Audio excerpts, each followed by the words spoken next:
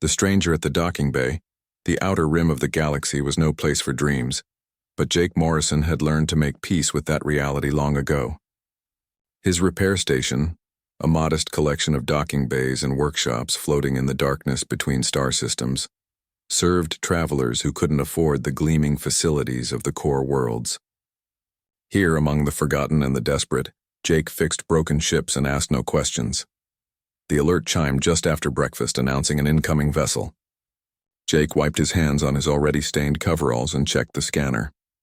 His blood ran cold. The ship's signature matched a Vraxian combat cruiser, though it was limping through space with flickering engines and hull breaches visible even from a distance. Vraxians. The name alone made most species in the galaxy reach for their weapons or their prayer beads. They were the enforcers, the mercenaries, the ones you called when you needed a problem eliminated permanently, standing nearly 8 feet tall with armored exoskeletons, multiple arms and eyes that glowed like burning coals. They had carved their reputation through centuries of warfare. They didn't negotiate. They didn't show mercy. They simply completed their contracts and moved on, leaving silence in their wake. Jake's hands trembled slightly as he opened the comm channel. "This is Morrison Station. State your business."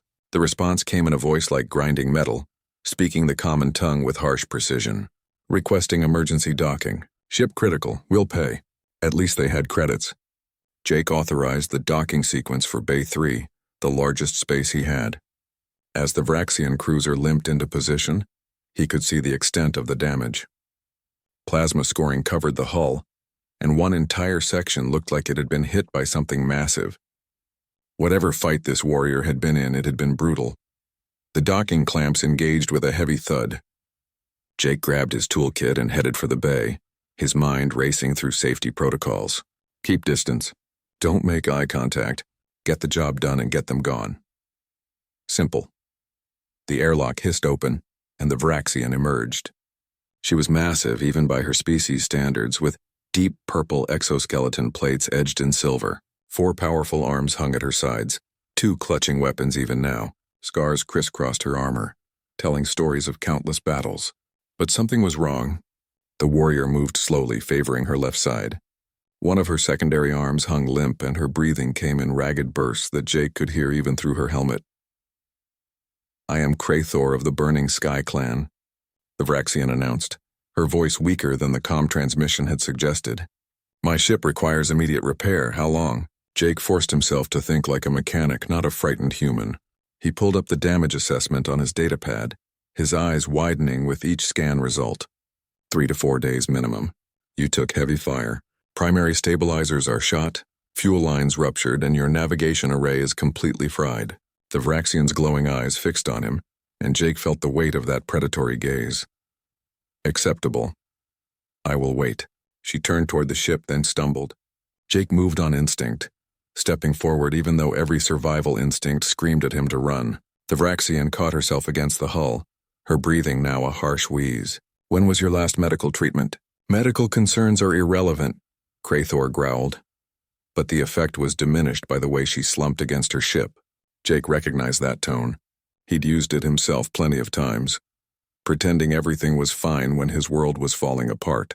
"Look, I'm not a doctor, but I've got a medical kit that works on most carbon-based species. At least let me." That's when he heard the voice that made his heart stop. "Daddy, are you in here?"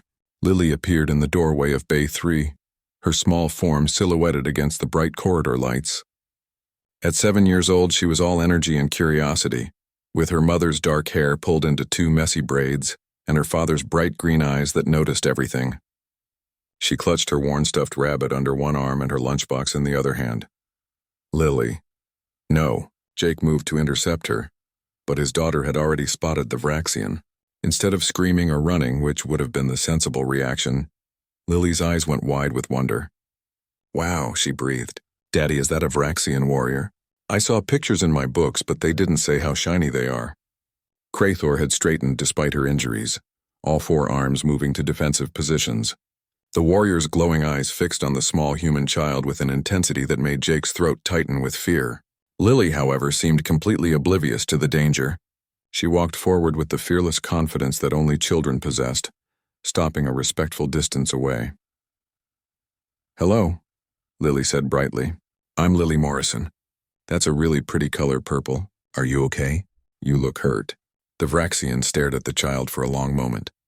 Jake held his breath, ready to throw himself between them if necessary. Then something remarkable happened. Krathor's aggressive posture slowly relaxed. Her secondary arms lowered, though her primary hands remained near her weapons. I am Krathor, the warrior said, her voice slightly less harsh. Why do you not fear, should I? Lily asked, genuinely puzzled. My daddy always says people come here because they need help. Do you need help? That's what we do. We help people.